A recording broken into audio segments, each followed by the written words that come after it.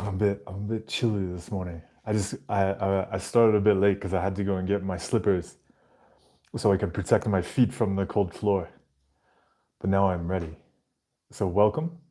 Come on in, grab a seat here at the table, and we will explore the experience of having a human brain, which is one of the most popular experiences that people accidentally explore on our planet. Vegan Knowledge, hello, welcome. I hope you're having a good day with a human brain.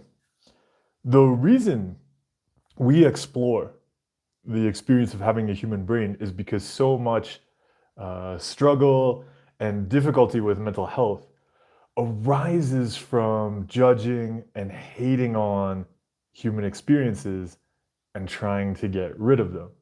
And the more we hate on them and judge them and check them and try to control them, the more struggle we create.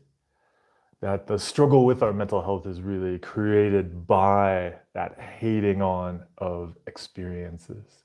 So we explore having them.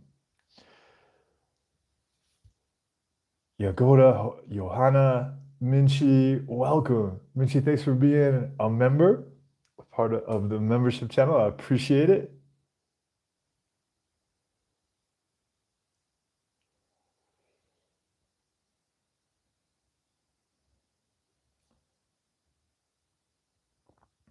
Dylan, good morning, everybody. And I think it's working, Dylan, because at least when you popped up in the chat, Dylan, I see a wrench beside your name. I don't know if you see that as well or if everybody else can see that, but I want to give Dylan a shout out and let everybody know to start off. Dylan has volunteered to help moderate Brain Tech Support Live. So Dylan, thank you so much.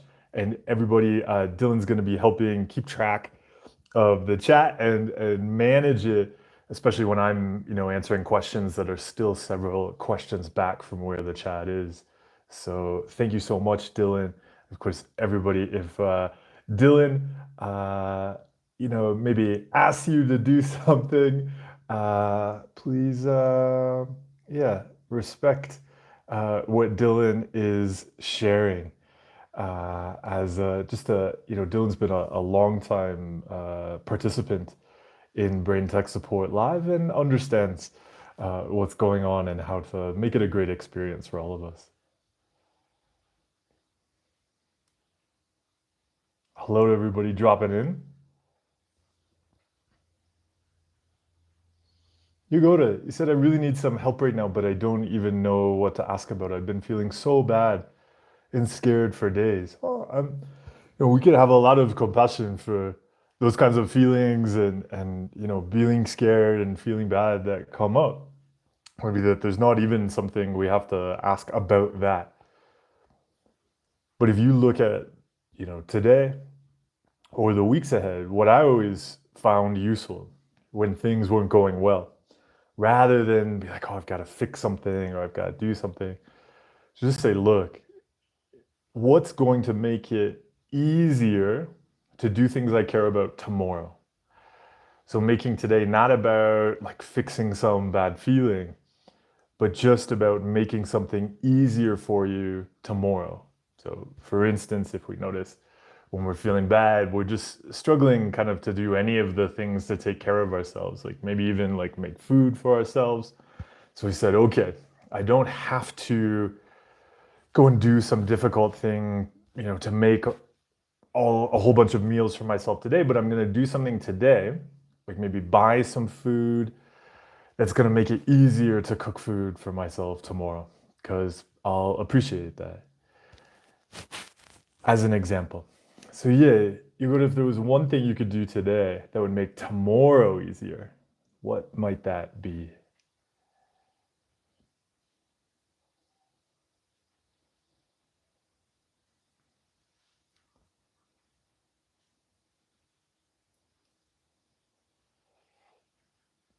Luna said, what are your thoughts on EMDR for OCD?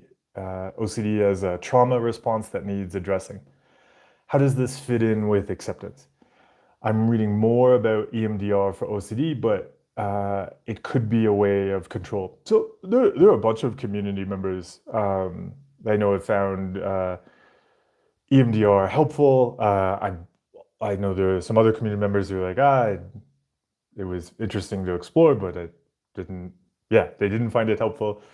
On this journey, we're going to put together a set of tools that work well for the things we want to do. And so even like as a general question of any type of therapy or support modality, it's very difficult to say like this thing for that thing, because it's going to be about you, and it's going to be about what you find helpful. It's going to be about the professional that you can connect with, right? EMDR has a lot to do with who you're working with. In many ways, just like any other therapy. Like somebody could say ERP is great for OCD, but I'm sure there are many people here in the chat today who have done ERP with a therapist and they didn't find it helpful. And then maybe they've gone and done ERP some other way and they did find it helpful. So yeah, it's very difficult to say like EMDR for OCD is X or Y or Z. It totally makes sense that we'll often seek out compulsions as a control behavior to bring certainty and control to uncertainty. If there is a difficult, painful experience, it absolutely makes sense that we might be doing compulsions to try to gain some control. So looking at OCD as a ritual we might be doing as a response to trauma, completely makes sense. Whether somebody will find it useful to explore dropping those compulsions through EMDR or some other modality, that's going to be up to you and what you find useful. So with anything, I would say to everybody, rather than looking at the kind of the modality or the particular acronym, I always suggest people start by looking at where they want to go. So what is it that we want to do? And then it can help make it easier to consider whether any particular support will help us go there. And we can also then see when we're trying it out, is it helping us go where we want to go? And if it is, great. And then we go where we want to go and we do the things we want to do.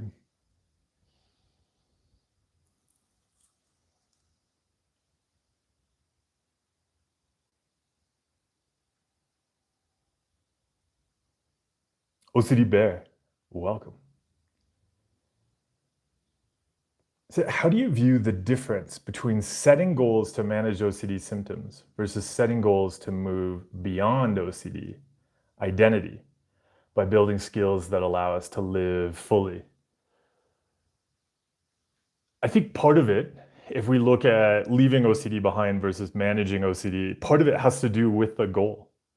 If we set out, like say we're going to therapy, and we see the compulsions as part of us, as a given. And so we approach therapy as a goal to just lessen the compulsions. In some situations, we dislike them. But we want to keep the compulsions in other situations. That, I would say, is the typical management approach.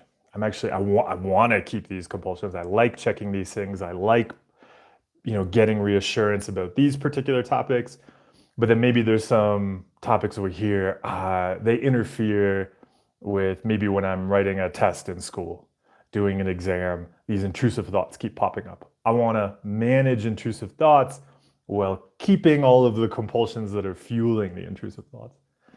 That tends to be the management approach. Whereas if we're going to leave the OCD behind, I would say that we're going to be looking at cutting out a lot of compulsions that we probably liked.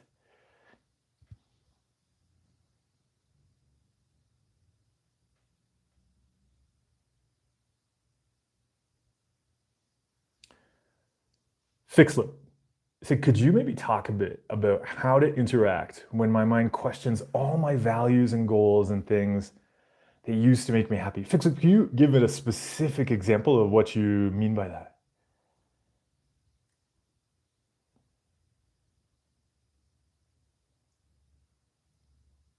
Ariel, you were just in Japan. I hope you enjoyed it.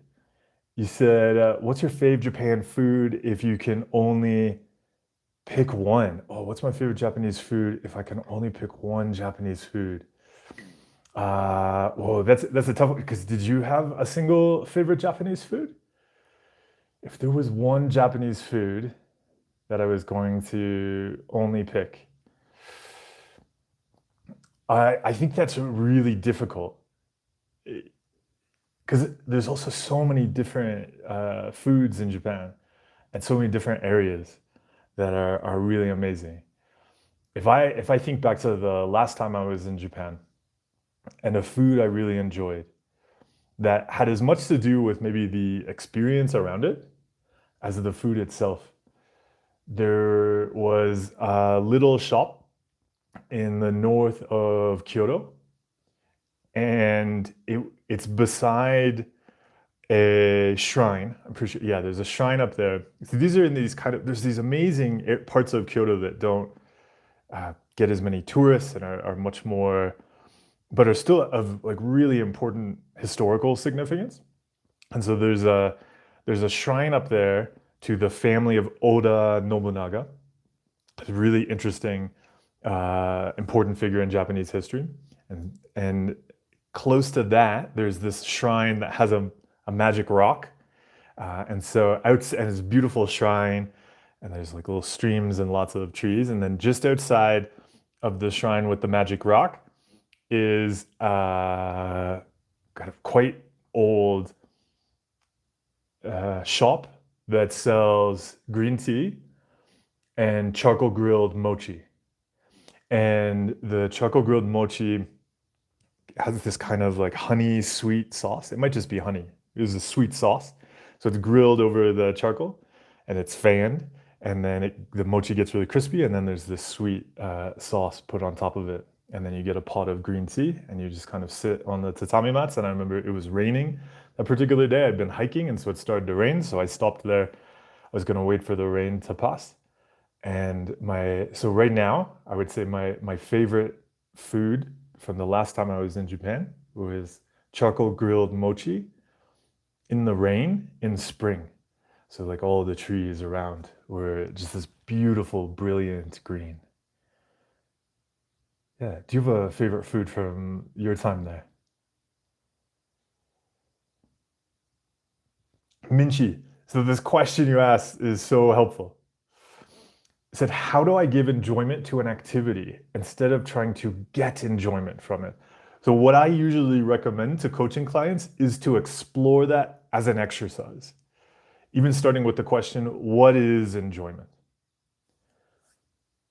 If we say that we're not going to try to get enjoyment from something, so it's no longer the job of the thing to provide enjoyment, and enjoyment isn't something that just passively happens to us.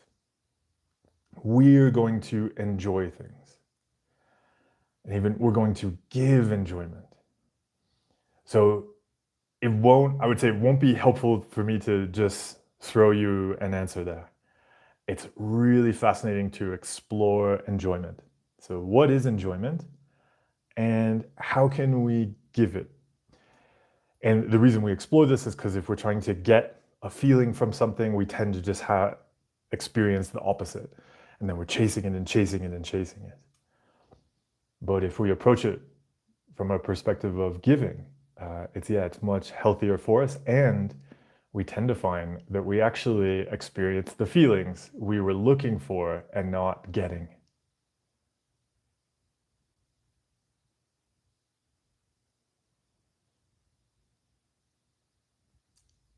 Daniel said, I struggle to value spending time with my dad. I hold grudges and he triggers me a lot. Is it fair to say I should not value spending time with him and move on with my life? So I'm curious there. What is preventing you from moving on with your life, even in the situation you have right now? And can you value something and it not be perfect. Because if, for instance, somebody values spending time with somebody else, the value is not that I'm spending time with that other person and they never do anything that troubles me or bothers me. If you value spending time on something in general, so we'd say for any value, if somebody values physical fitness, if somebody values art, if somebody values traveling, if somebody values their community, that doesn't mean the thing has to be perfect. If we have an expectation that value means the other thing is going to be perfect in some way, that can create a lot of difficulty for us. Can you value spending time on something and it doesn't have to be a particular way?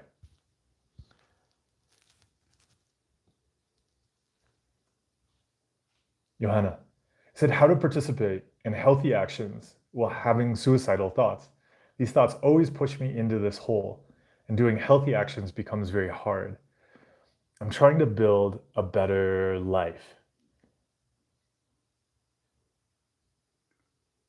Whatever thoughts we judge as like the contamination that shouldn't be there, that tends to be what the brain throws up a lot. When we're practicing doing the actions we value in life, and just like we were talking about to the previous question, the experience may not be perfect. There may be very difficult things that come up. There may be very uncomfortable thoughts, feelings, physical sensations, pain, and so on. If you're finding it difficult or complex to have, say, an intrusive thought about anything while doing the actions you value, it can be great to connect with a skilled professional, like a therapist, to learn about those skills, but to also look at when we're struggling with any kind of intrusive thought, that's usually pointing us towards something that we care about. So for instance, it's very common if people are having thoughts about self-harm, that they really care about living their life. But then when we start to avoid doing the things we want to do in life because of the thoughts, we're actually the ones interfering with our lives, which takes us away from doing the things we want to do, which usually increases the amount of anxiety we have about missing out on life and not living our lives. So in thoughts like these, you can see that goal, that direction towards living your life more. If you're finding that difficult while having thoughts, then yeah, connecting with a professional to explore, cutting out compulsions and making changes can be really useful.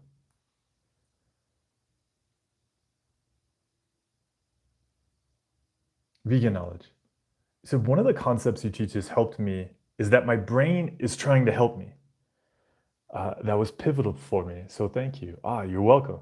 Yeah, and kind of related to what we were talking about just there, our brains are trying to help us. And we'll see this, for everything we'll explore today. If we want to do something, so say we have a goal of being clean, and we're afraid of being dirty. So we want to avoid being dirty because we want to be clean. So what the brain is going to do then to help us is think of all the different ways we could be dirty, the ways we could be contaminated. And so you can see in that how the goal determines what the brain throws up, which is going to be the fears you need to clean away to reach your goal. So it's really important to look at the goal, because we can change that goal to help the brain not have to obsess about all of the things that could interfere with it. So if we start to consider, hey, the brain, it's trying to help us, but it's going to throw up unhelpful stuff so that we can clean it away, so that we can reach that goal we're chasing. And we won't like what it's throwing up, but it's only doing that because of the goal that we're setting. Prince Butt, he said, what if we think unwanted thoughts on purpose? So that is a classic reassurance checking compulsion. And you can see that even like that checking, like, oh no, did I think that thought on purpose? That is a classic compulsion. So what if you don't have to spend time and energy on stuff like that?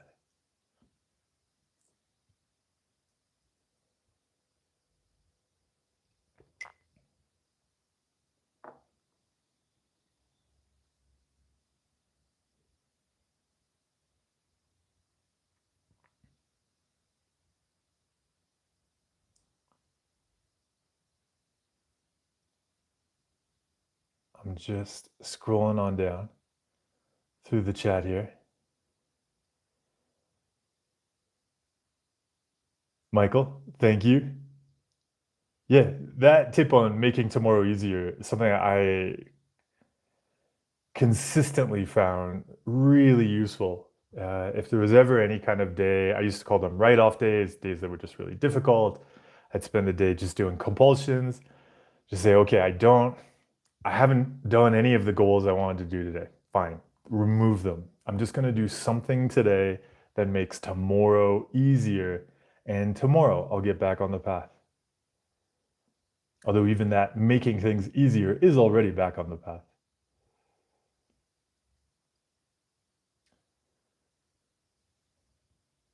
Nuri Alam Sharif, you said, I keep forgetting things. I can't memorize things. Can you suggest me something? It's very common that people do memory checking compulsions that make your memory worse. So I don't know the kinds of things you're doing where you're trying to remember things, but if you're trying to remember things as a compulsion, it can really help to see that's going to give you a bad memory. So this is something I struggled with too, and it was really helpful to start recognizing that all of the checking compulsions I was doing throughout my life were making my memory terrible. So I was doing two things. One, I was telling my brain, you don't have to remember anything because I'm just going to check. And two, when I did remember anything, I would just check anyway. So I was gaslighting my brain because I knew the answer, or I knew it was locked, or I knew it was turned off. I knew what I said, and I would go back and check anyway, which implies that my memory was wrong. So I was telling my brain through my checking compulsions not to trust my memory. So I had to really cut out the checking compulsions and start practicing trusting in my memory. And that doesn't mean checking for reassurance that I remember something.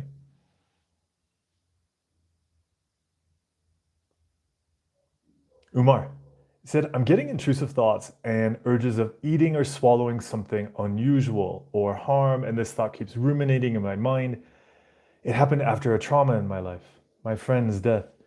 Yeah, we were talking earlier about how compulsions can often be a reaction to something traumatic because we look for a sense of control. When we've experienced something traumatic, it's a big uncertainty, often threatening something we care about. It's almost like it helped me to see it's like an immune reaction from the brain. Just go, there's uncertainty and pain. We've got to control something. You'd think like scar tissue that like really tries to lock down so we don't have another injury. But of course, these traumatic experiences often have nothing to do with us. They are separate from us. And so the brain can't find anything to get a sense of control. So it latches onto us. There has to be something we can control in our body to give us a sense of certainty and safety. But it tends to only create more distress, more anxiety, and more uncertainty.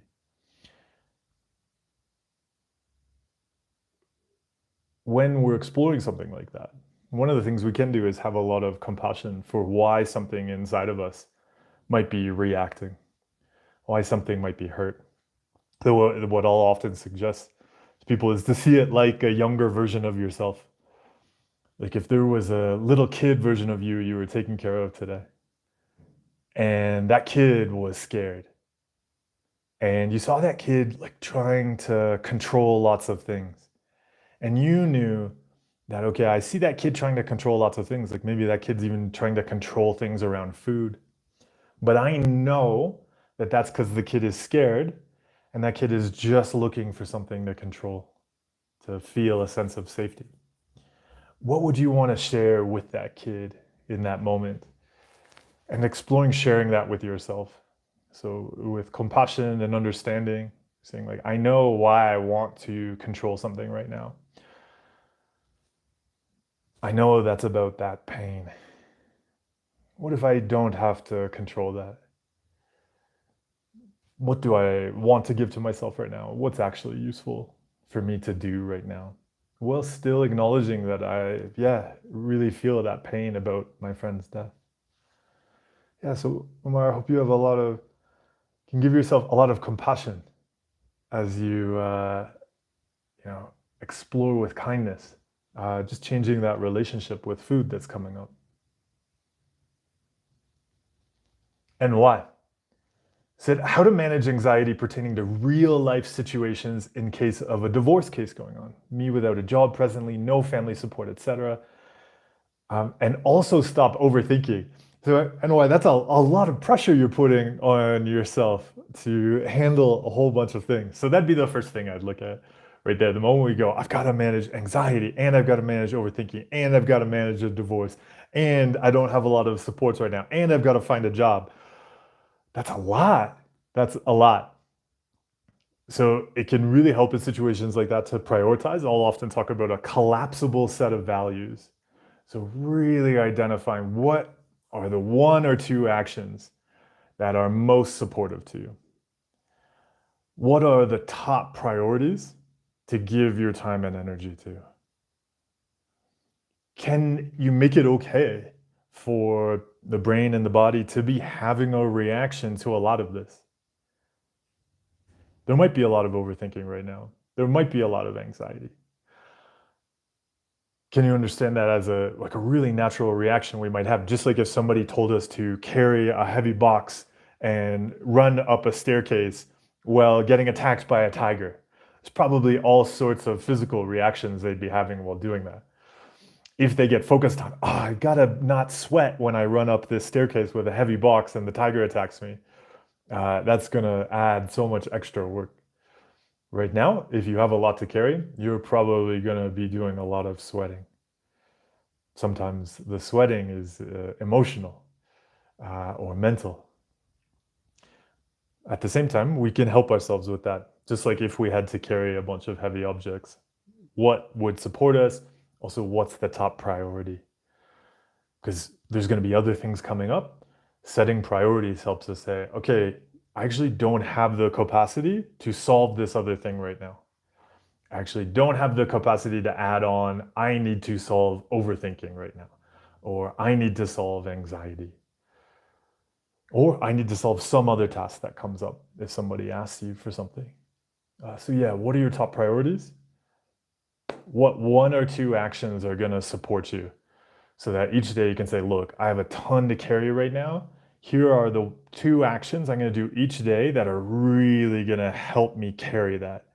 In the future, when I have less to carry, maybe I'll add in some more skills I want to build and some more supports I have time for.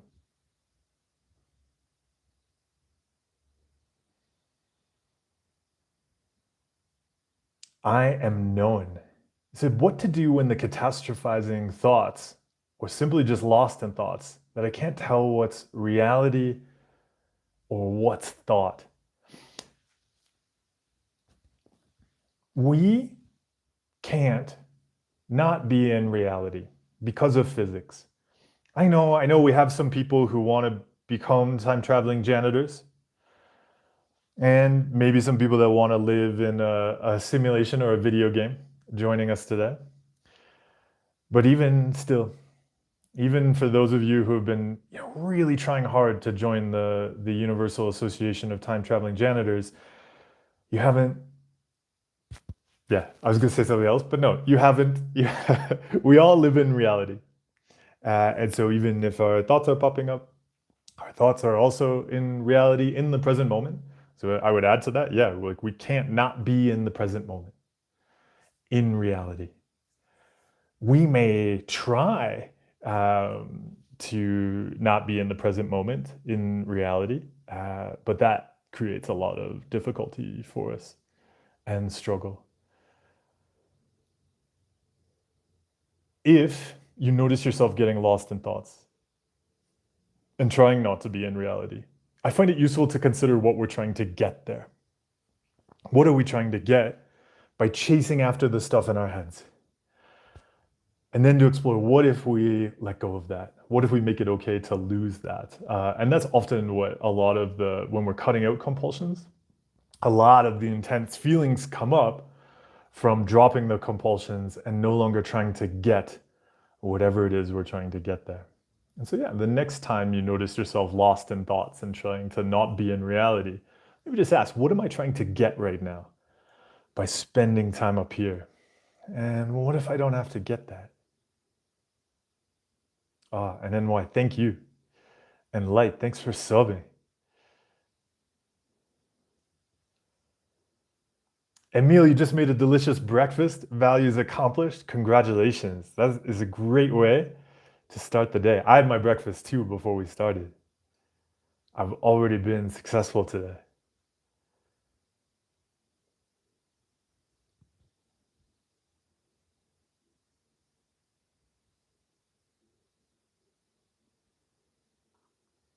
Karthik, you asked, so I'm stuck between should I still try to take actions to date or should I work on myself first? And I always point out to everybody when this comes up that that is like a false choice. If, as you've noticed, dating is full of lots of compulsions, then we can't work on those compulsions outside of dating. If we want to have relationships in our lives, then building skills, building mental health and fitness skills around relationships is going to happen through relationships, through interactions with other people. Anytime, I'd say this to everybody, this is always something I flag for people when it comes up. If you believe you need to work on yourself before living your life, that's just a classic compulsion. It is no different than somebody saying, I need to feel clean before I leave the house. Exact same type of compulsion, like classic contamination compulsion. We're saying, I've got a problem, I've got to go clean it, and then I'm going to go live my life. Like I was mentioning earlier, if we're having thoughts about missing out on life, when we withdraw from life, we're only going to increase the anxiety. So it's going to be about living. So yeah, Karthik, I would say, what if you can explore skills to build mental health, to explore being yourself, and you can also do that while building relationships with other people, and that can be an amazing part of that, right? What do you want to give to others? How do you want to build relationships? Dylan, I see you as, are you going to do a celebration or anything special when you hit 50,000 subscribers? So we are really close to 50,000, right? I don't know, Dylan, yeah, you must have just noticed because I think we're at 49. Like we'll hit 50,000 in the next couple days, maybe, probably in the next week. I don't know, what kind of celebration should we do to celebrate 50,000 subscribers? Maybe encourage everybody to get some donuts. I will probably go then maybe have some donuts. There is a type of donut here. So I'm in Peru right now, and there's a type, and I'm gonna forget the name of it actually. I saved some of the places that serve these type of donuts. A lot of them are sold on the street. Like there's a market nearby where there's a little stand outside where they sell, they make these donuts fresh. So maybe I'll go get some donuts. Maybe I'll encourage everybody else to get donuts. Let us celebrate 50,000 of us. There was, I gotta give a shout out because this is a kind of neat thing and it's so good to see. And for anybody else watching, you can consider doing something like this too. There is a group of community members who yesterday met up in the Netherlands and did, yeah, just a meetup and a community get together. at I think like a cafe or a restaurant. And I thought that was so great because I didn't organize it at all. That was totally community members who had connected on, I think, largely on the mental fitness Discord server, but of course also they've, these are community members who have interacted here on live streams, on YouTube video comments before. And it was so fantastic to see community members getting together because there are so many of us working on these skills, having human brains around the world. And it's not I think and this was always important from when I started making content. The point was never to do something around me. This was about sharing skills that, yeah, it's totally possible to recover from these mental illnesses. It's totally possible to proactively build mental fitness skills. And that we kind of have approached mental illness and mental health in a way that hasn't been helpful generally in society as this thing that needs to be fixed and you manage. Rather than if we had approached it like physical fitness, where everybody has capacities, and if you're not proactively building them, you can't expect to have them, and that doesn't make it a disorder. So it's phenomenal to see, and just amazing to see groups of people around the world getting together to, yeah, share support around these skills that we build. That these skills are things we can share and own as a community. And yeah, so hey, if anybody watching, you're thinking of organizing a meetup, a get together in your area, always, yeah, feel free to reach out. I'm happy to support in any way that's possible. Also, if anybody is not part of the mental fitness Discord server and you want to join, send me a DM on Instagram or a message through my website, markfreeman.ca, and just share about, yeah, what you'd like to share with the community. And I'll get you connected with an invite link.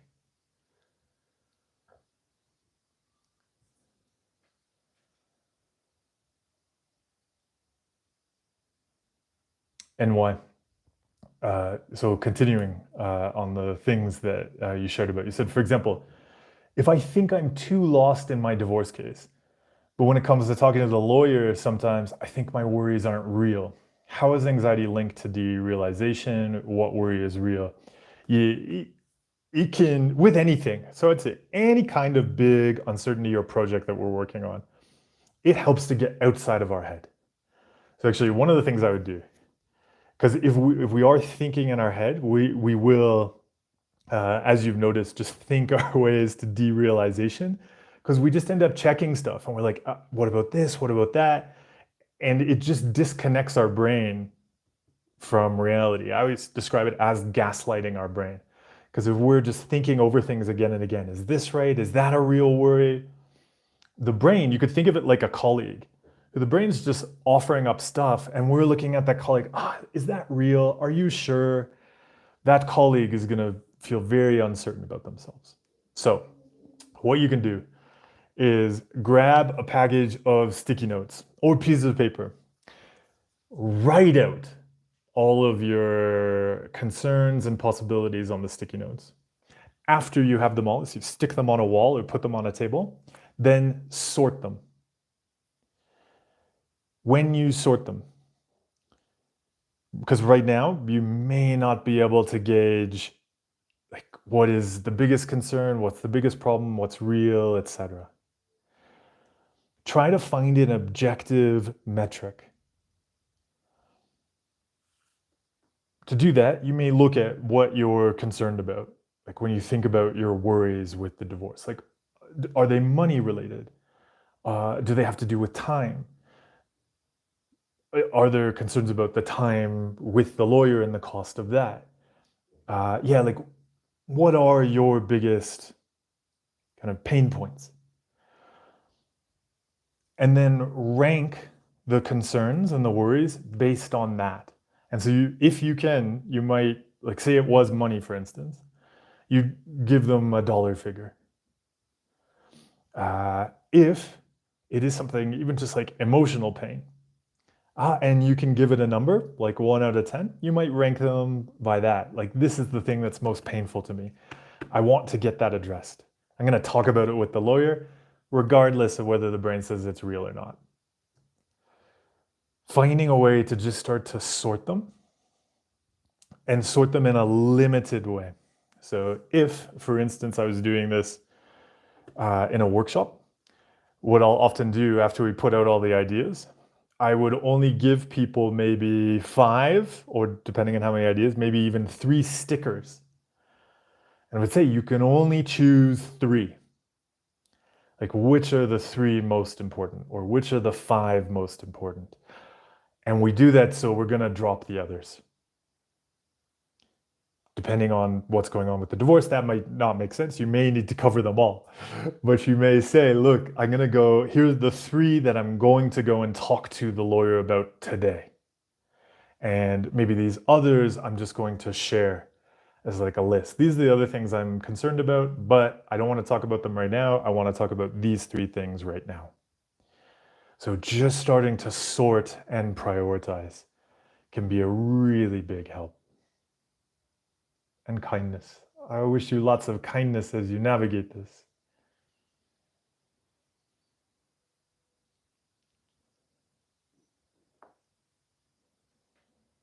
Dylan, I gotta say, Dylan, thank you so much for answering when people are popping in with questions just about what is this. Thank you for explaining that to people so quickly. Fixlip said, I always was sure about what direction I wanted to move in life. But after I struggled with anxiety, I started to question if the goals are really important to me. And what if everything, it looked like you were about to say meaningless. So let's say, what if everything is meaningless? So for all of us, at any moment, we are navigating this wilderness of life. And we could see it as a wilderness, like we're out in the forest. We don't know which way to go. Any kind of meaning in any direction is something we give to where we go. It's not something we get. Whatever you want to do, you can make meaningful. Whatever you do, you can make meaningful. There's no like right direction. And there's no direction we have to go because we're chasing some, idea, like somebody else's idea of fulfillment that we have to meet. So yeah, what if you get to be curious about a path forward in life? What if you get to learn what's important to you?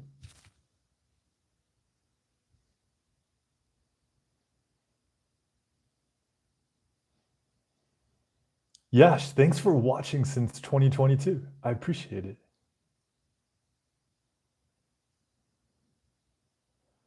Hun for Andrew, you said, oh, okay, I can't mentally bench 225. Am I good? It depends. If you wanted to bench the mental, emotional equivalent of 225 kilograms, right? We're talking about kilograms here, right? So what are if that's your goal, then what are the exercises you're going to do to start building up those skills? But you also don't have to. I think with all of this stuff, it's just like we were talking there about direction. There are a lot of mental fitness exercises that we may decide we don't have to do. We could link this back even to what we were talking about there with EMDR. There might be something traumatic that brings up pain for us. There might be a situation that when we're in, we get really scared. Body reacts because the body's like, what are you doing? This is painful. This is scary. This reminds us of the bad thing that happened in the past. And it's okay to have that experience. If it's interfering with where we want to go in life, that is a thing we can work on. If we need to bench press 225 kilograms to reach our goals in life, that is a thing that we can work on. But we don't have to. We may also just recognize just like we would if with something like strength, where we go, oh, I can't bench 225 pounds or 225 kilograms. Because like those aren't skills I want to work on. And so if I was put in a situation like that, I would have a very natural physical reaction. Likewise, the same can be true with mental and emotional, like cognitive and emotional experiences. There may be situations where we just break down and collapse. Yeah, because we have not built up the skills to not do that. Just like if somebody dropped 225 kilograms on us, we might drop it because we haven't built up those skills and we have no desire to do that. And there's no requirement to. You could always see kind of working on these skills like hobbies. Like a bench press is a great example of that. Yeah, if you want to learn how to bench this stuff, let's do it. If it's not useful to you, yeah, you don't have to do it. And also you don't have to judge not being able to bench 225. Because you're like, yeah, that's not a disorder. Like that's not a weakness disorder. Because I can't, somebody can't deadlift, a car. Yeah, like why would you be able to? If you want to though, then yeah, we can explore deadlifting cars. Yagoda, yeah, maybe this is a related question. He said, do you think that everyone can recover regardless of their personality? I feel like I'm unable to recover because I'm so apathetic and I stop caring about things, even my health and recovery. I just give up. Yeah, so I'm not a fan of like personality types for the same, like we were just talking about with bench press. There's not like a bench press personality. If you want to build the skills, you can do that. So even I would watch out for like labeling yourself. How did you said? You said because I'm so apathetic. Well, if you were apathetic, you would not be sharing about it today. You would not be sharing about it at all. So it does seem to suggest there is a desire there to make some changes. And if you want to do that, you can. I was sharing about something on the mental fitness Discord the other day about what I call rigging the game. Because I recognized that in certain situations, I always went back to the old compulsions. So early on, right before I had like, skills to do that bench press, yeah, I would just, drop the weights. So just like we would in the gym, it's really useful to bring in as many supports as possible to basically make it impossible to do the compulsion. So we remove that option. So yeah, if you notice that there are compulsions you want to cut out, but you keep going back to them, rather than just going, oh, I have a personality that just likes compulsions. No, like that is 1000% normal. That's a normal human. If you want to cut out those compulsions, how can you make it so that the path to where you want to go is super, super easy? So just like if we were going to bench press 225, we'd get a spotter, we'd get all sorts of supports so that we can do it. We'd be doing lots of other exercises to build up the strength, the flexibility, the stability. And of course, we would be nourishing ourselves. We'd have to eat so much oatmeal. Delicious.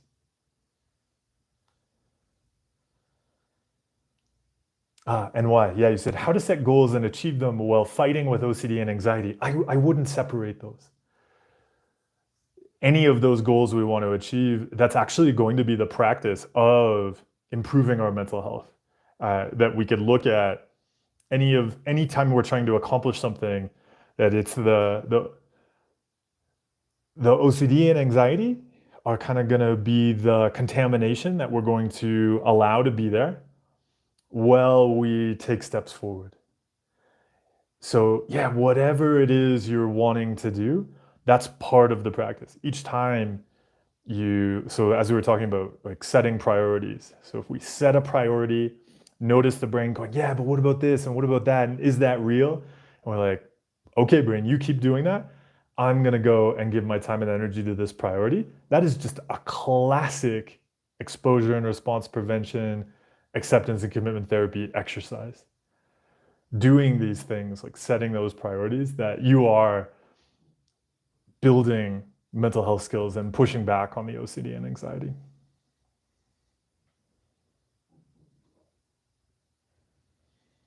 John, thank you so much for the donation. And you said to wish Betty a happy 5-month anniversary. Betty, happy 5-month anniversary.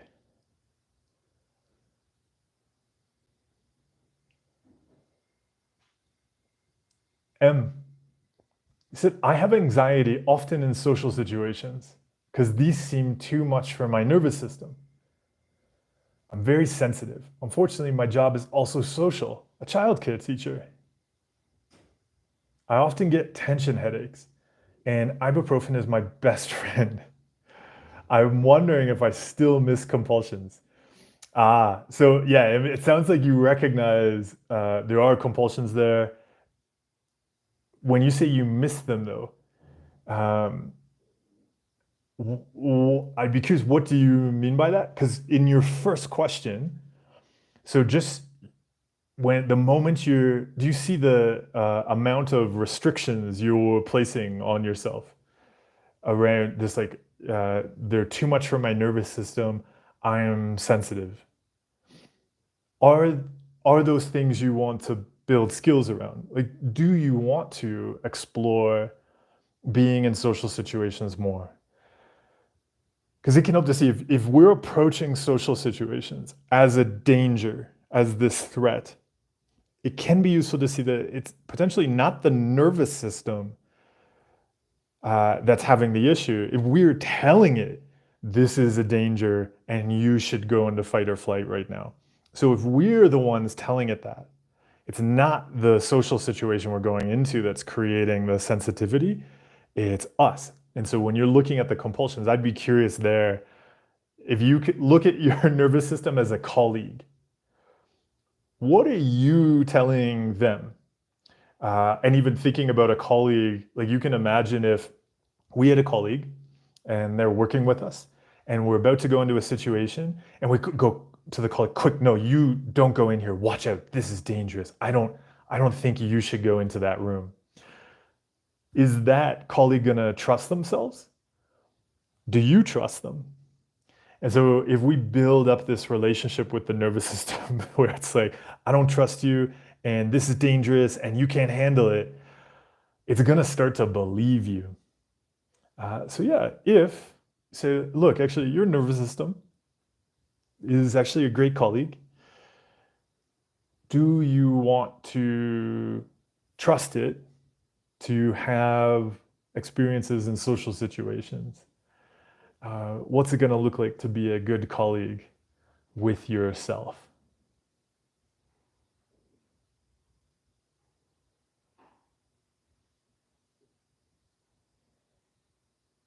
Reem, no. You said when the brain is clean, you can do anything. No, that's an example of a compulsion. You can do anything in any situation with however the brain is. Andre, oh, and I gotta say to everybody, there are these little crowns with numbers beside them, beside some of your names. I have no idea what that is. That is new, and I do not know what it means. I'm gonna click on one right now. Like, Hunt for Andrew, I see, oh, okay, there's a community leaderboard. Did everybody know about this? There is a community leaderboard, and you all have points. If you click on one of the crowns, it brings up a community leaderboard. Oh, it's really exciting. I don't know what the community leaderboard is based on, but NY, you're at 75 points. Lucas, you're doing well. Lucas, you're at 75 points too. What the crowns mean, I do not know. But there are points. I hope everybody's doing well today with their points. I hope this leaderboard extends not just here in the live stream, but into life. That this leaderboard, total Black Mirror episode style, this leaderboard is just going to be following you around the rest of the day. we are all winners. Andre, you said, is ending rumination a cure for pure OCD? So I'd be curious, how are you defining pure OCD? Because, yeah, if you recognize that pure OCD is you doing a bunch of compulsions and you stop doing the compulsions, I wouldn't see it as a cure. And even, yeah, so this in general can be useful to recognize. OCD is us doing compulsions.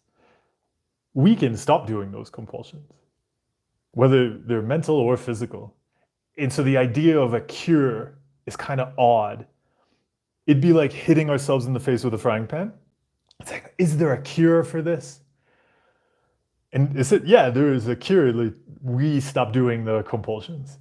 But if you're looking for an external cure to make you stop hitting yourself in the face with a frying pan, that creates more struggle because it's us. We're going to change the action. So, yeah, Andre, if you're doing a lot of mental compulsions, stopping the mental compulsions is super useful.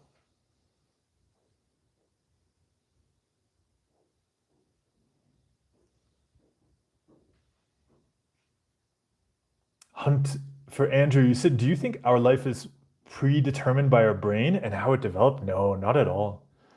Not at all. Just like, yeah, we're just working with bodies. And so we can always learn skills. Yeah, just like we would with any physical thing.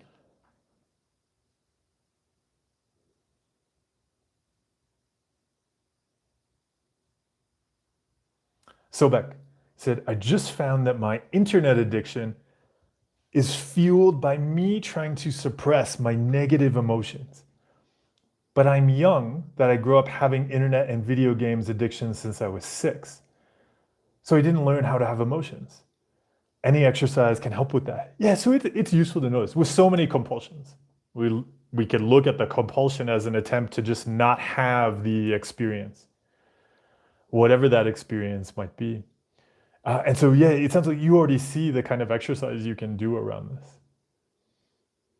It's going to be not hopping on the internet. So, for example, if you're feeling bored, you're just feeling some kind of uncomfortable feeling, and you're like, oh, I'm just going to go look up something. I'm just going to pull out my phone and not doing that. If you have my book, So You Are Not a Rock or The Mind to Workout, the very first exercise in the introduction is to practice having the urge to grab our phones, to go online, and not doing it. And that is because it is such a fundamental exercise. People will often say that they actually don't struggle with stress, anxiety, all sorts of different emotions. They don't have obsessions, whatever. But yeah, it's because they're so deep in the compulsions. And it's not until we start to drop some of the compulsions, like constantly checking things, scrolling things online, that we start to notice the emotions and the fears and the uncertainties we've always been covering up. Yeah. So finding opportunities to drop the compulsion usually brings up the uncertainty or the fear that we can then explore.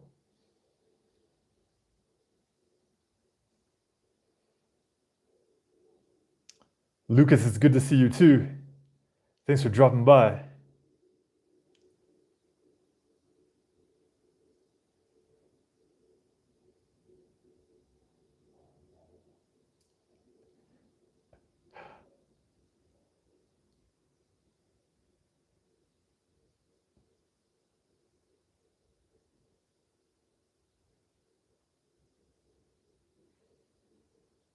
Deb, warm greetings to you too. Oh, thank you so much for dropping by on your Sunday.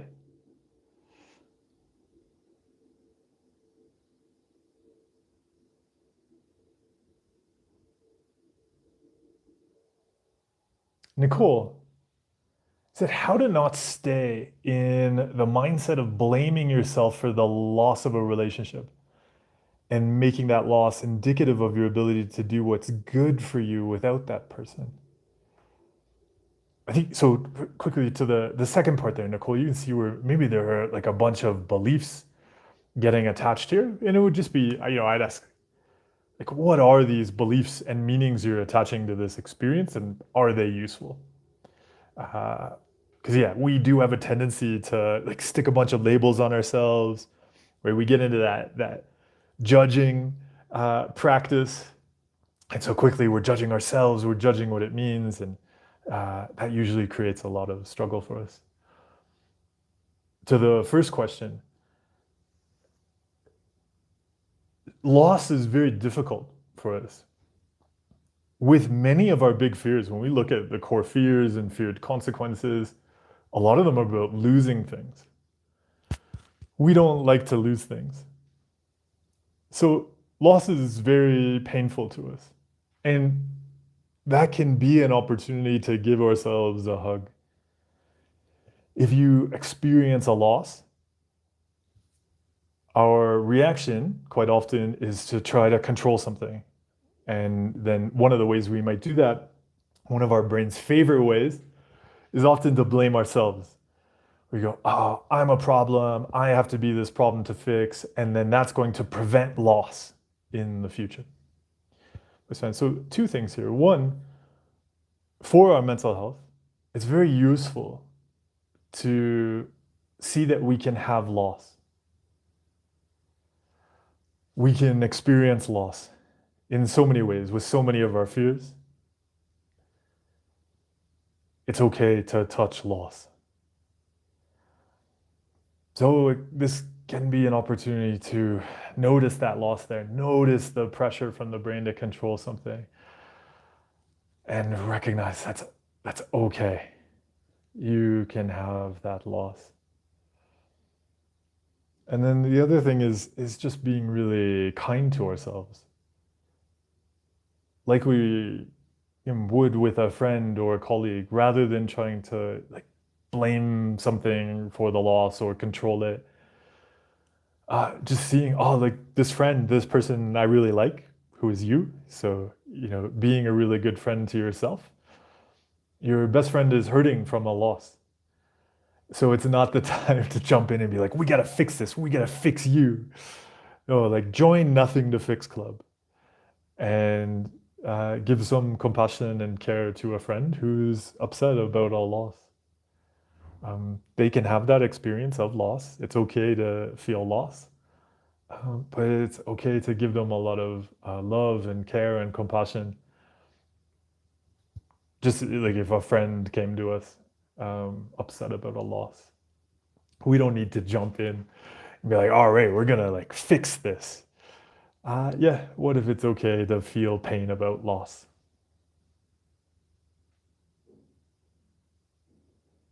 Blooper 785. So do you know any website where I could practice JLPT like level 3 grammar? Blooper 785. No, my Japanese skills are entirely honed on the high school.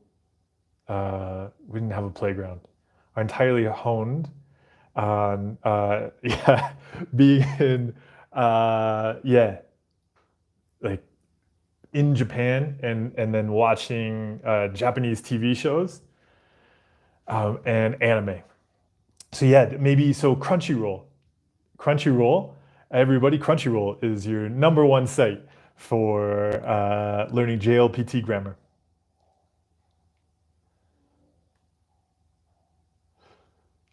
Yeah, Dylan, that's a great question. Can everybody see the crowns? I guess so, because if everybody can access the leaderboard. Oh, Dylan, you rocketed up to number one. Great work. So, but I'm also fascinated by some people have, I guess maybe 1, 2, and 3 get crowns. That maybe makes sense. At first it looked like there were lots and lots of crowns. Congratulations to everybody who is on the leaderboard. Umar said, my mind keeps scanning things on the roadside. And what if you eat this, which is not safe? And sometimes it feels like an urge. Please help. And these thoughts are keep ruminating. Yeah, so Umar, like we were talking about earlier, You get to give your time and energy to things you value. So it's okay. The brain can throw up whatever, right? The brain, we look at it as just a thing that's trying to control something to get some reassurance. It can do that. You get to choose what you eat. So just because the brain is throwing something up, it doesn't matter if we go, oh, that's an urge or that's a thought or whatever. It's welcome to do that. You are the one in charge. Yeah, so you still get to choose what you give your time and energy to. You still get to choose what you nourish yourself with.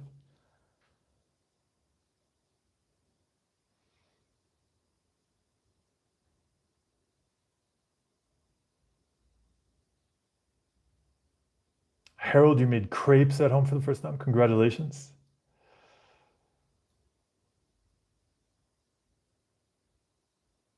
Nomad Jaybird, you said, how do we accept the consequences of our actions without dwelling in regret and thoughts of how better our life could have been if we'd made better choices in the past? Yeah, so Nomad Jaybird, you are trying to be a time traveling janitor. And that's a very difficult organization to join. If we see something in the past, and this is going to be relevant to lots of people, it was relevant to me.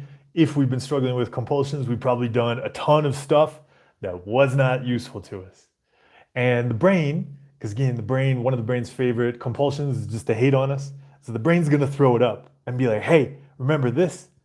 And it's just going to do it at random times. So what we can do with that is, give it a hug, welcome it. Like I'd watch out there, Nomad J, when you said how to accept the consequences of our actions. We can't not accept them, like they happened. So we are not time traveling janitors. So there's no manner in the reality of physics with which we are not having accepted the past, because we are here right now. The past has happened. And so when the brain pops that up and goes, hey, remember this was stupid, this was terrible, you hurt people.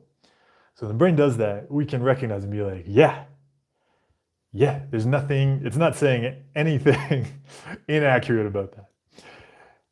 And what that tells me is what I want to give right now. Because again, not a time traveling janitor, I only exist right now. All I can do is give my time and energy in a way that I want to give it now. And isn't it amazing that I can recognize now what I actually care about?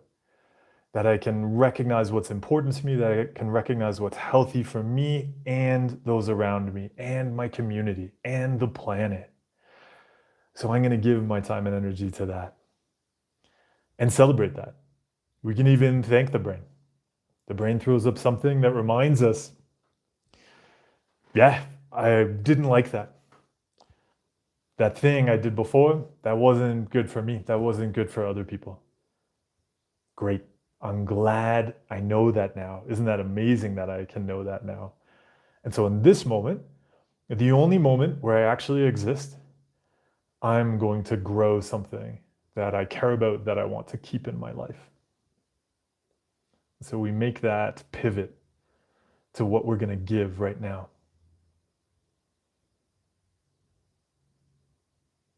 Oh, wow. Ariel. I just got to Ariel sharing about their favorite Japanese food recently. So I don't know if is that how fast the chat has been moving? Then we've got a lot to get through.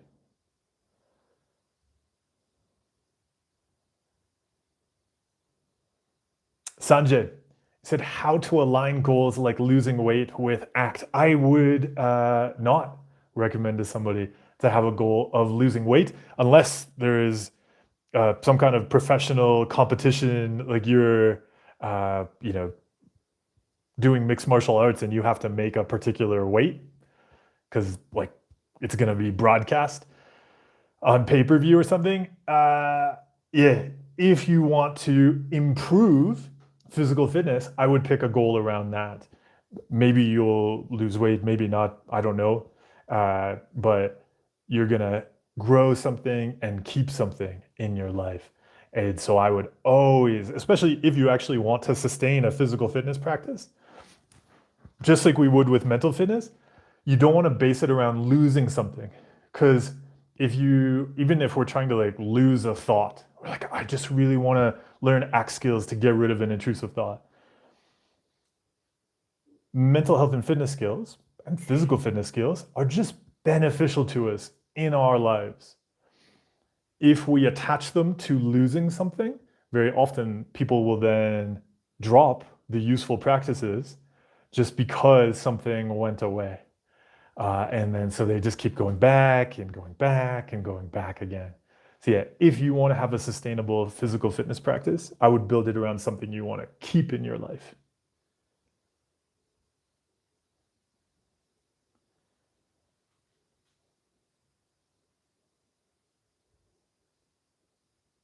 Yeah, and so Ariel, related. Yeah, you're asking about fitness as well.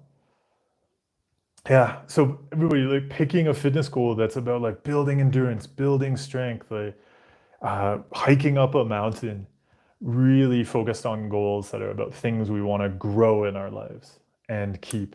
If we want a sustainable practice, that's going to be much more effective. Pom Pom Kitty, hello. Thanks for dropping by.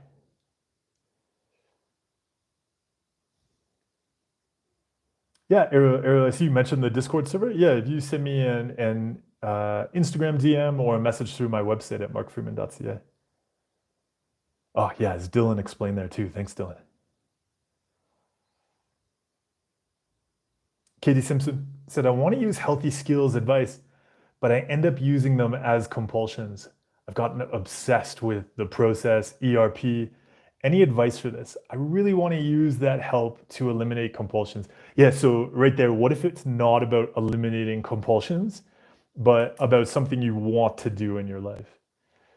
And there's so many different ways. Like even if we look at, so say it was somebody really wanted to open a donut business, which is, of course, the most best possible thing a person can do.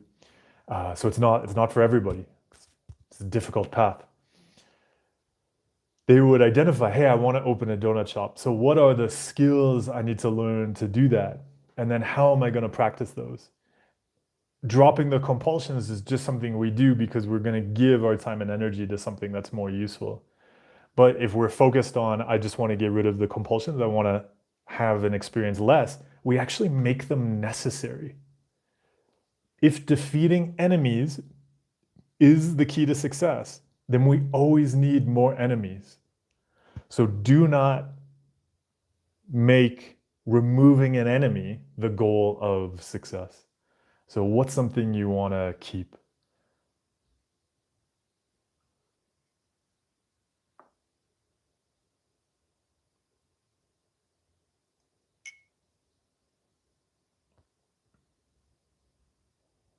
Umar said, will I be normal again?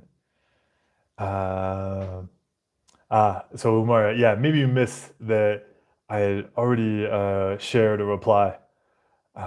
Yeah, it's really going to be about recognizing you get to choose what you give your time and energy to here. The brain can do whatever it wants, whatever it wants.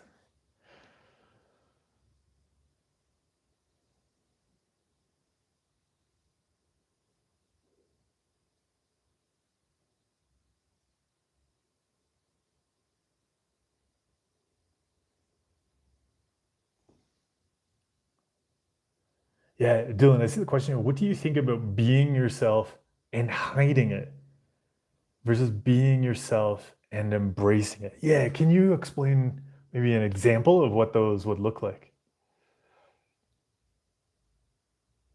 Trex said, why does not reacting feel so much like suppression? Uh, because when we're, making any kind of change, we always feel pressure to go back to what we've done before. Just like it's just like any addiction. I would even question that idea of suppression. So what, like when you label that, oh, that feels like suppression. Like what even does that mean? Because you're having the experience, you notice it there. You notice whatever the brain going, you've got to, like just screaming, you've got to go do this compulsion, you've got to go pay attention to this. So yeah, if you're aware of that, how is it suppression? And what would it look like to do anything with that? And has that worked out well for you? So we start to notice like, oh, every time I go and give my time and energy to my brain, it just interferes with my life. What I always ask people, actually more than like suppressing something in the brain, are you suppressing your life?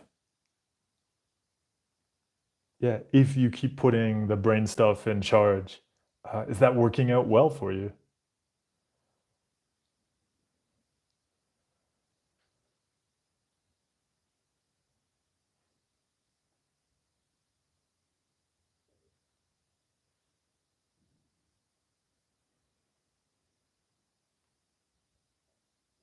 Ribbons. Said, I've been having existential OCD and I'm bombarded with thoughts 24/7. Any advice? Uh,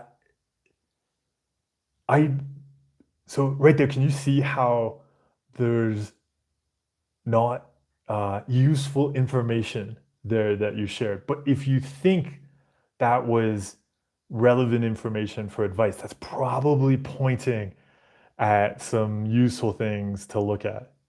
Because yeah, having thoughts is just that's a very normal thing. I'd look with existential OCD at the compulsions, so not at the thoughts. So yeah, what kind of compulsions are you doing? How are you spending time and energy around this? Especially, are you trying to solve and clean away and get rid of thoughts? And even, yeah, is that why you were thinking, oh, if I just mention that I'm having thoughts, there's some kind of advice for that? I would suggest that's actually pointing at the compulsion that's fueling the struggle. Data, thank you. Thanks for joining us.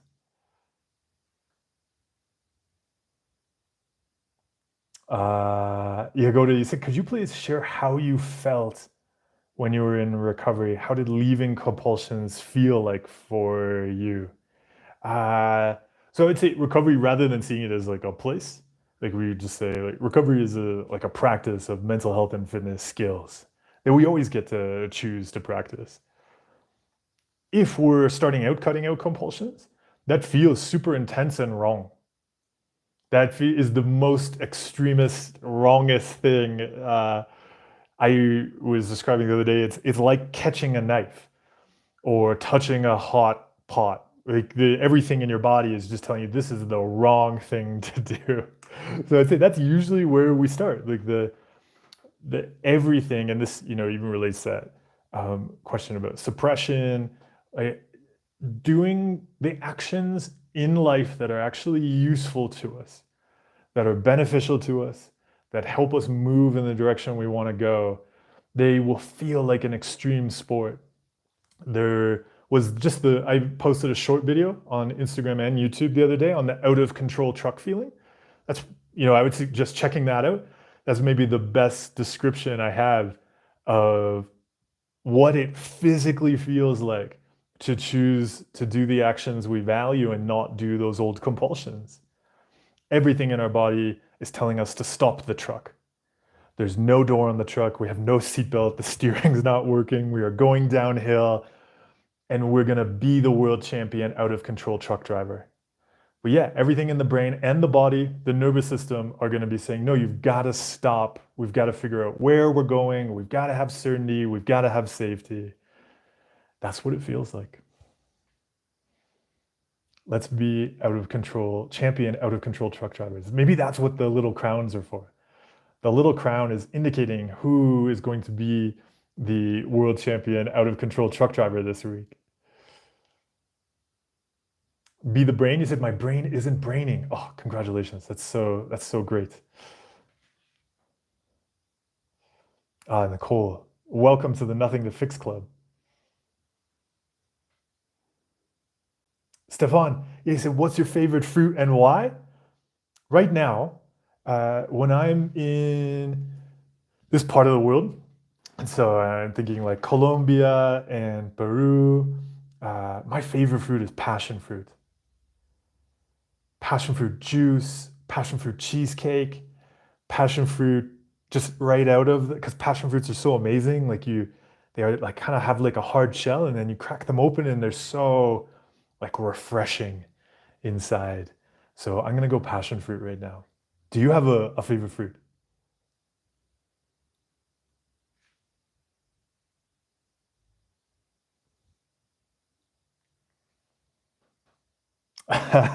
Fills off. So I see your question about psychedelics.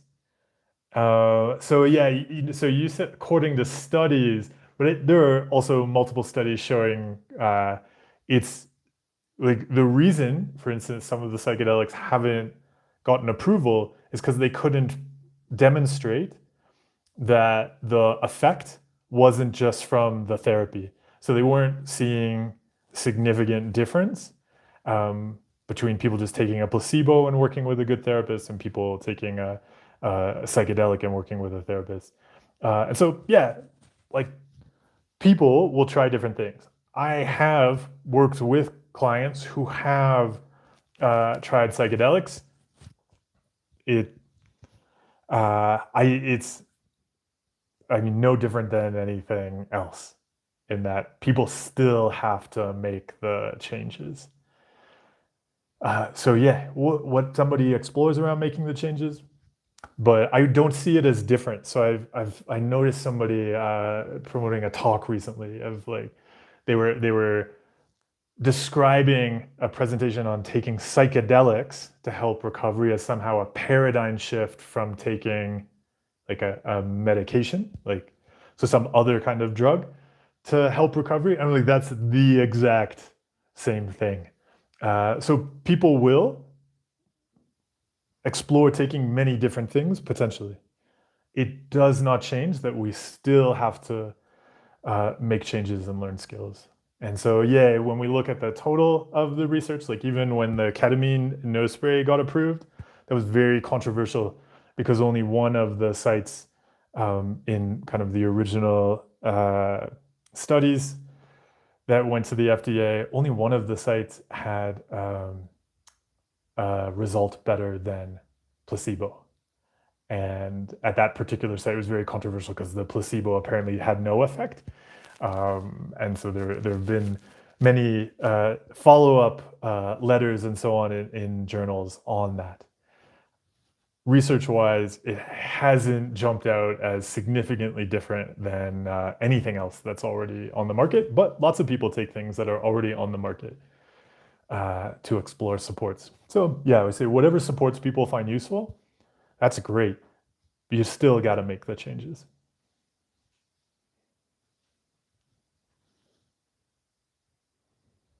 Johanna said, I've found self-love and compassion very useful. How would you recommend strengthening self-love and compassion towards yourself? Yeah, I always suggest people to see yourself like a friend.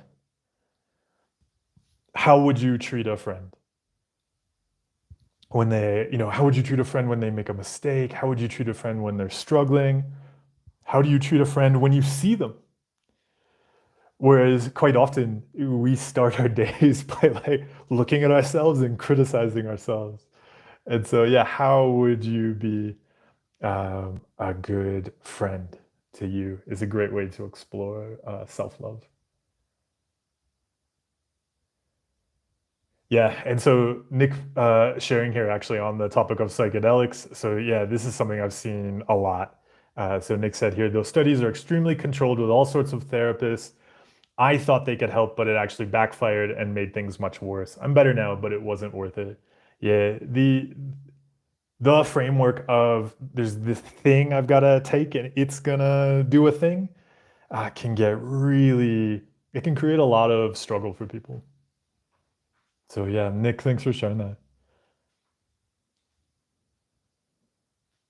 Seaweed kelp. I had some sushi the other night and there was seaweed on it. It's great to have seaweed up here in the mountains.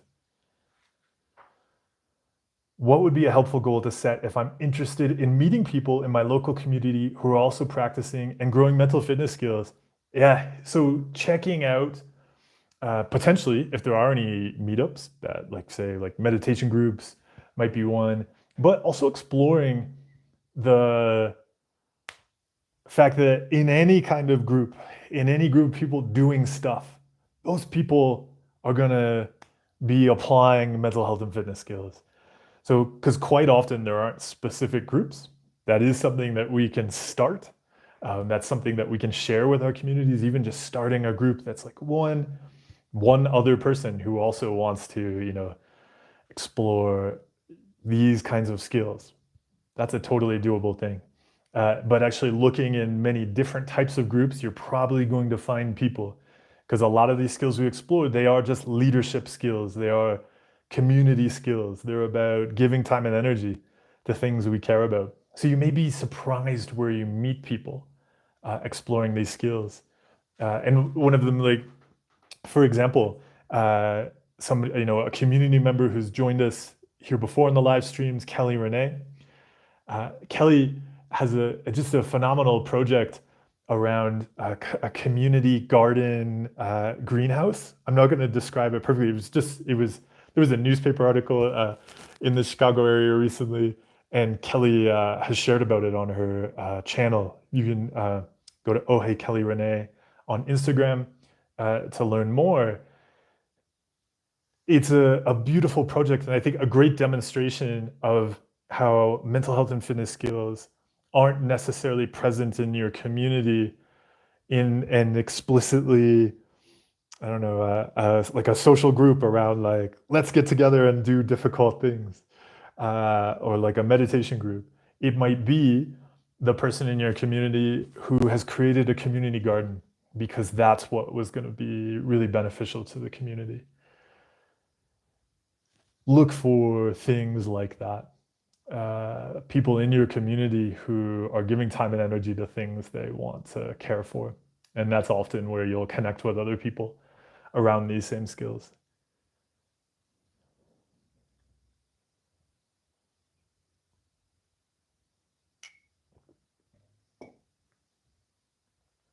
Stefan said, how can we study in a healthy way during periods of high stress like finals?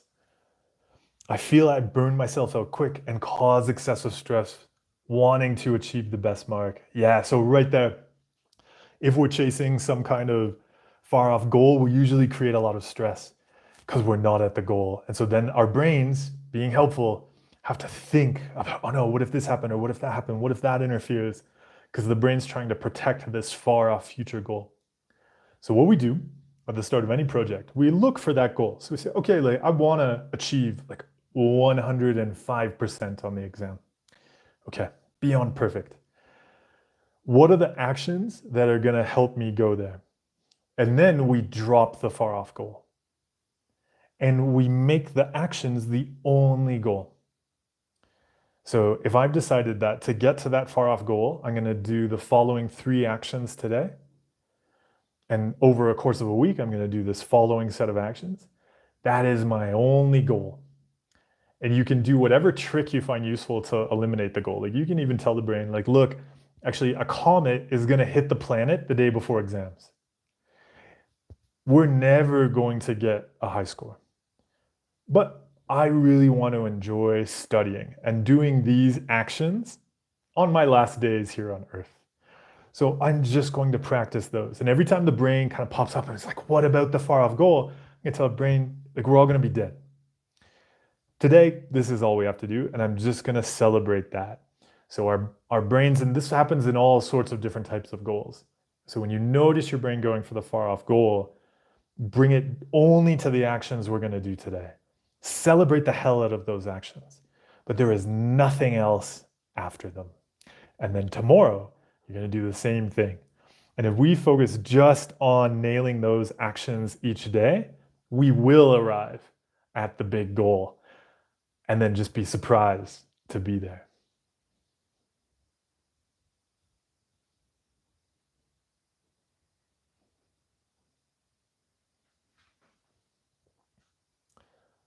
Reis Hassan said, I'm a bit confused related to how we deal with OCD. I see some professionals on YouTube say don't fight or give attention to it. And some say you can't outgrow it, for example, unless you read certain books. Yeah, so the certain books guy, that he's lying to you.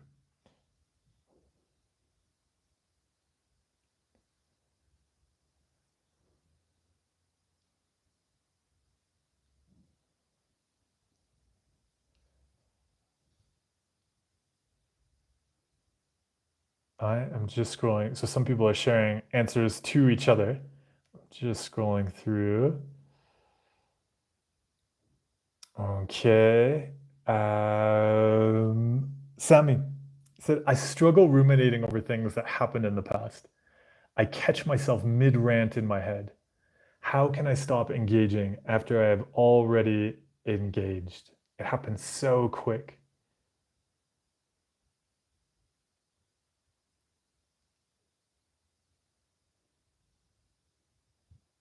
If you notice that you've engaged,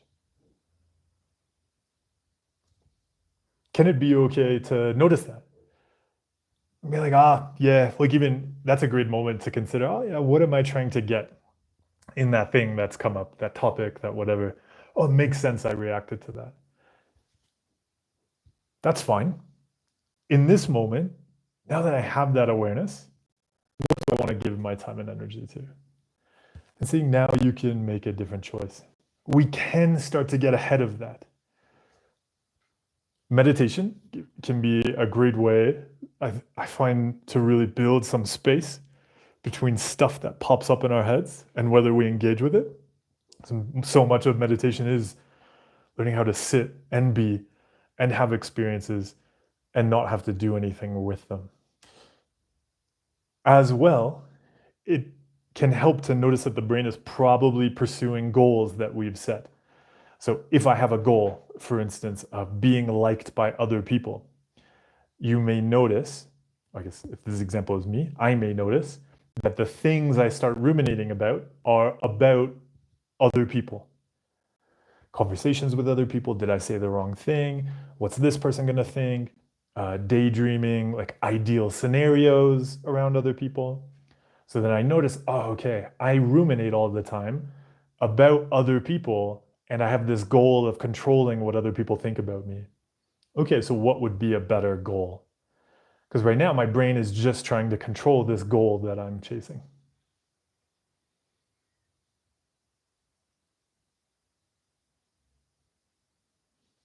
Dylan, explain here about being yourself.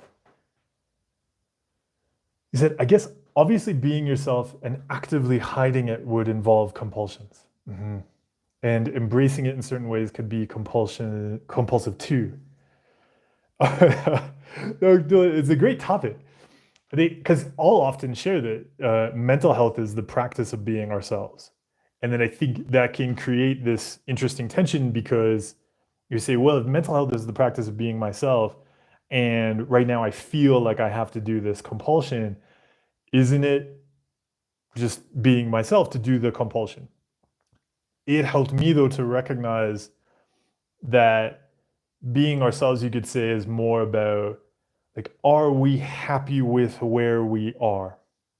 And if we've been doing actions that take us to a place where we're not happy, then those actions are not being ourselves. So I'd say, yeah, the actions of being ourselves take us to places where we're happy, where we're being where we want to be.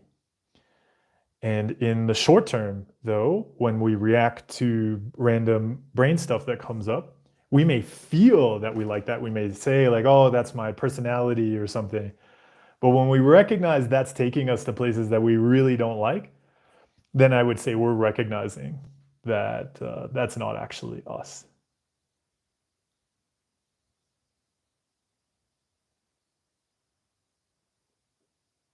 Stefan said, a big shift in my mentality during recovery was realizing that I can just not answer the questions my brain throws at me. Yes. I can just let the little guy up in the skull run out of energy. Exactly. That's a great little monster there. That is exactly what is up in the brain. Yeah, when it's just like it is just an organ going, hey, what about this? What about this? What about that? You should control this. What if that happens? What if that happens and that happens? Oh no. And then remember when this happened in the past, it's just spinning. If we engage with it and we attach meaning to it and see it as us, it creates a lot of struggle. And so I guess, yeah, that's the split we're looking at here, is that there is us and there's the brain. Cognitive fusion is when we see those as the same. And that creates a lot of issues for us. If we recognize there's us and there's things that are good for me and what I want to do in life, and then there's the brain, and the brain has its own agenda. If we follow the brain, we tend to end up in a place that we do not like.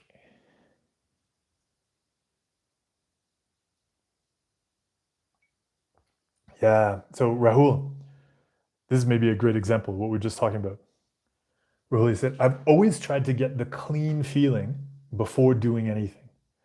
It has caused me so much loss, and it is still causing me loss. Even after knowing that I need to change my path by doing what I really value, I'm unable to stop looking for the right feeling. Yeah, you can see this tension here.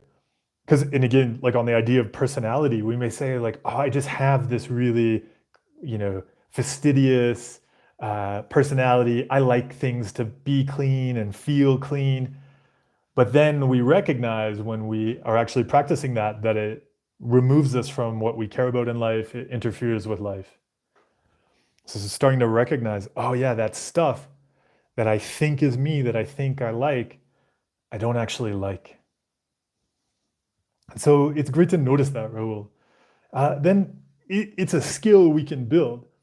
So you can look at different situations. So what we would typically do with that is identify. So say it was like working with a coaching client on this. We would talk about, so I would always ask them, like, what are all the things you like to get right? And what are some things you want to be doing in life? And then we would line up 4 weeks of doing more of the things they want to do while purposely creating wrong situations. And we just build it like a weightlifting plan.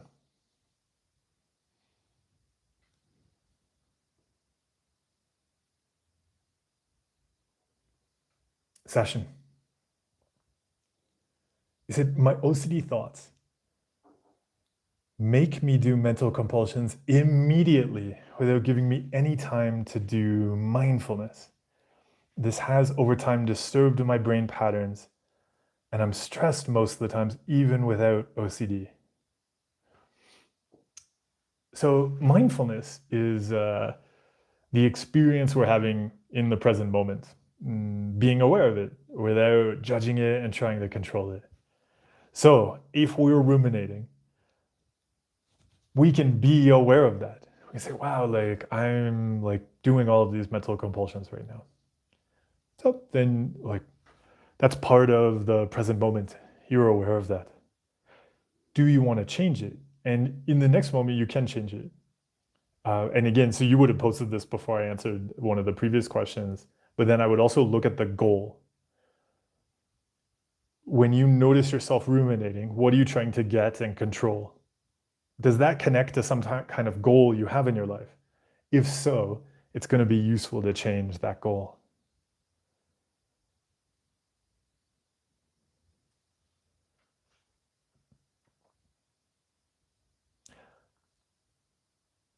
Kanika. And so Kanika, when you mentioned you're having thoughts about leaving your job in your hometown, do you have a question about that? Is that you don't like those thoughts? Yeah, what would be your question there?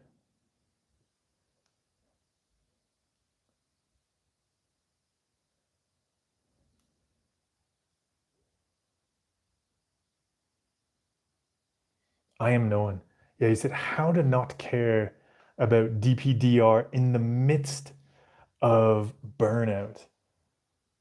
Well, you might care about it. Like it's okay if we care. If we're burnt out, it's also very natural to experience things like DPDR because like we're just looking for some kind of sense of control. We're worn out. We're exhausted. If we've been burnt out, we've probably also given up a lot of control. Like we've been in a situation where we've been very reactive. And so it's very natural in many ways. The brain might be in that reactive mode. So like just like we would see it like a kind of pain. Like yeah, like if you had back pain, you're like, oh, how do I deal with back pain when I'm burnt out? Well, they're probably connected, right? Like if we look like you were having to sit at your desk and do a bunch of work in a particular way that was hurting your back, they go together. So what I'd be curious of there actually is about how the burnout happened. are there changes we can make around that? So yeah, what if we looked at DPDR as a pain that is naturally resulted from burnout? How do we get ahead of the burnout? Especially if the burnout seemed necessary. Like if the burnout seemed like, oh, this is a thing I gotta do right now. I've got all these things to control. I'd be curious about how the burnout happened.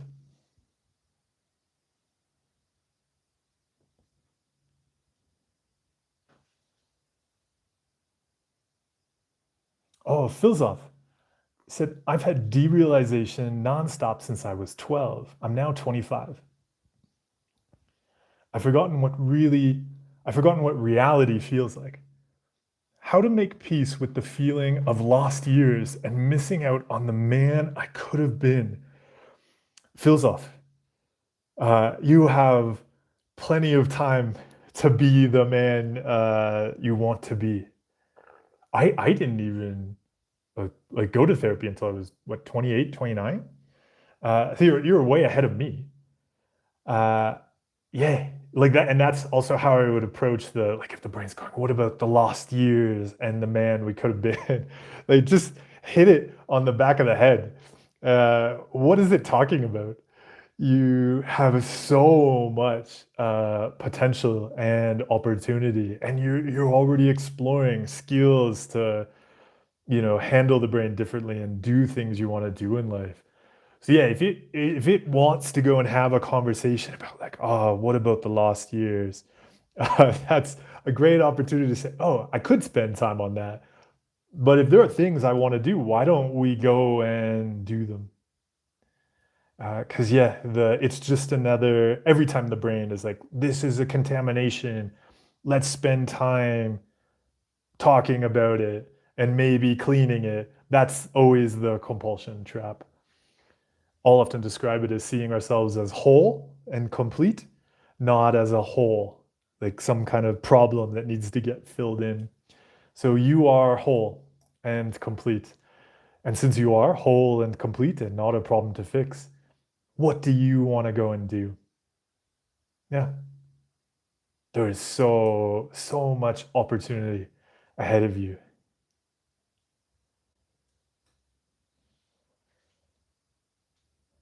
Rais Hassan, he said, can we actually outgrow OCD without doing anything and just ignoring it?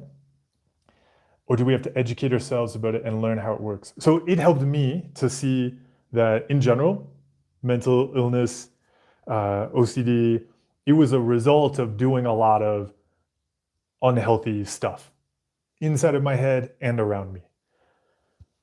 If somebody feels they've outgrown it, usually that means that a particular stressful situation that they were practicing the compulsions around has disappeared. That does not mean they have outgrown it, because in the future, in another uncertain or stressful situation, if the old compulsions are still the only way they've learned how to control uncertainty and threats, they're probably just going to do them again, and that's going to have the same result. So rather than seeing it as like a thing, see it as a practice of how we interact with experiences. Everybody can benefit from learning healthier ways to interact with experiences. If they don't learn healthier ways to interact with experiences, and they just practice the old unhealthy ways, that's going to produce the same kind of pain and outcomes.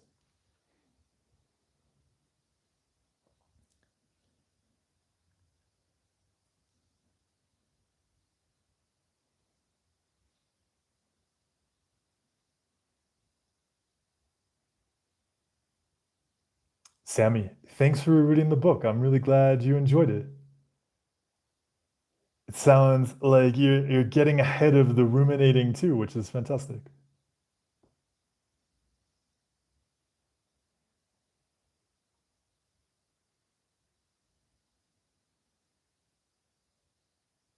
Kanaka, so yeah, you said, I don't like those thoughts. I feel so much emotionally connected to my hometown and it's keeping me stuck.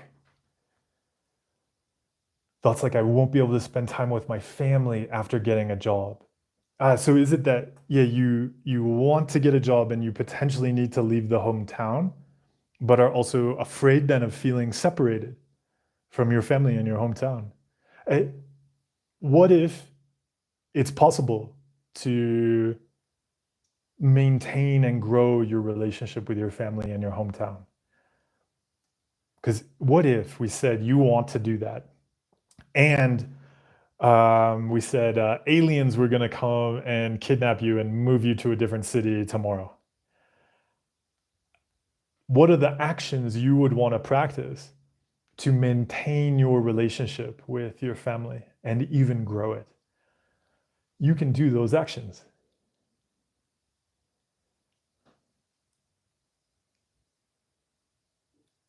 Minchi, yeah, you asked, is the out of control truck the transition period where we switch from the fear-based engine to the value-based engine?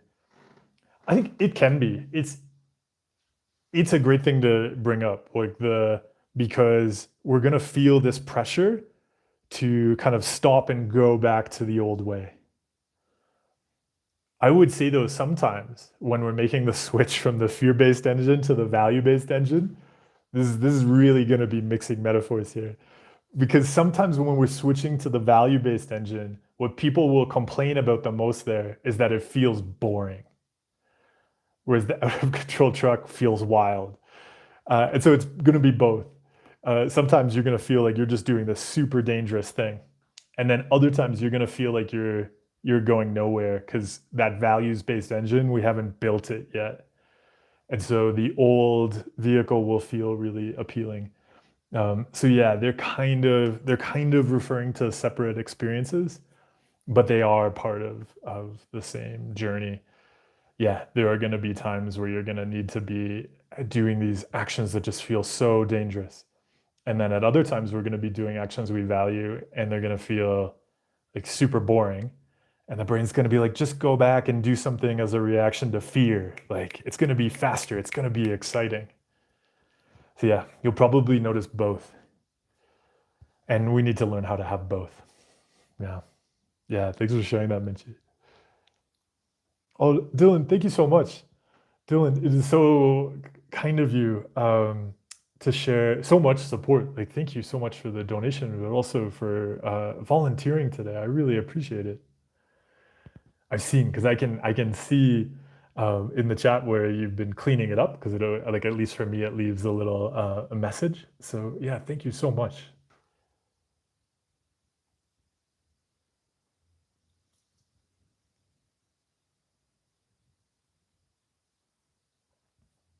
AM said just starting on fixing it. I did a bunch of things to make it worse, but realized it was OCD by looking back and seeing the pattern going back to when I was little. Yeah, often these patterns started when we were little, right? Let's see how the leaderboard is doing. I see more people have crowns. I think that means a bunch of people are maybe tied. Oh no, it keeps changing. I see. So it looks like it's Dylan and then Umar and Johanna right now. And then Minchi, you're right behind. And then Nick. Oh, there's lots of people hitting 75. Everybody, this leaderboard, I I I don't think it will follow you the rest of the day or the rest of the week. Oh, Johanna, thank you. Oh, I'm glad the content is giving you hope and joy, taking care of you on the steps ahead.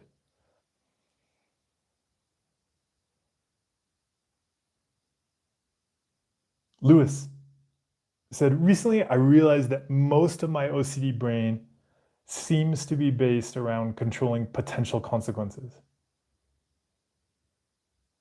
Now I remind myself, screw the consequences, and to accept whatever happens. Oh, any thoughts?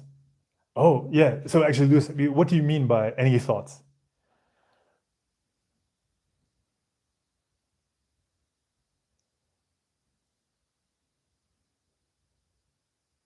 Oh, Minji, thank you so much for the donation and the little person. I appreciate it. Thank you. Thank you for being a member in the channel too. it's really great as you're exploring like the exercises in the book and sharing the questions, here on the membership channel as well. You really see like you're really understanding these skills and exploring how to apply them, which is fantastic. So yeah, thank you for being part of the live stream today.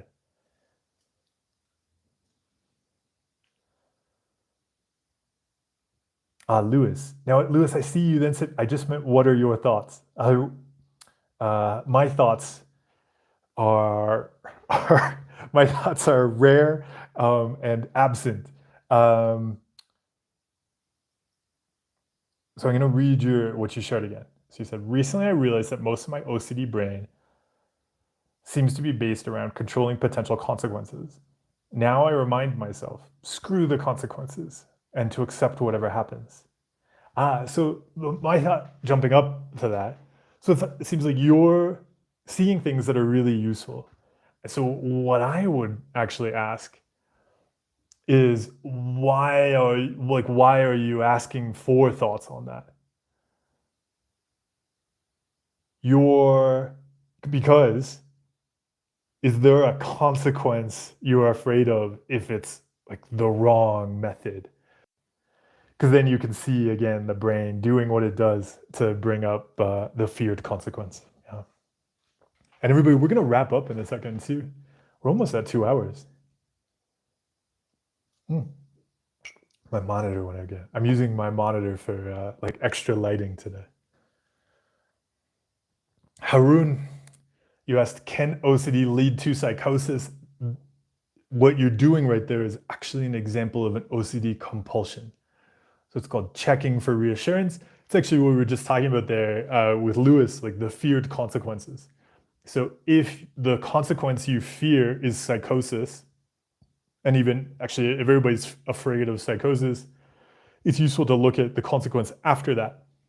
Haroon, there's actually a video on my channel, it's quite recent, like in the long form videos, on a 4-step approach to recovery when we're struggling with the fear of losing our minds.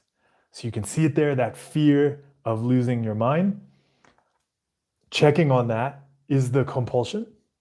It's going to be useful to drop those compulsions.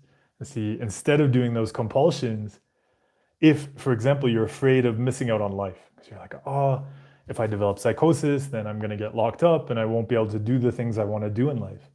The way out of it is not by checking for reassurance about psychosis, but to instead give time and energy to living your life. That's something you can go and do, right? Because it is the thing we're afraid of missing out on. But if we spend our time and energy, if we spend our lives checking for reassurance, we're creating the very thing that we're afraid of, which is missing out on life. So maybe that's a good note for us to end on. Because for everybody this week, whether you were on the leaderboard or not, it's really important that we give our time and energy to living our lives and doing the things we want to do in the world. So much of what we struggle with in our heads and the fears are just the fear of not living our lives.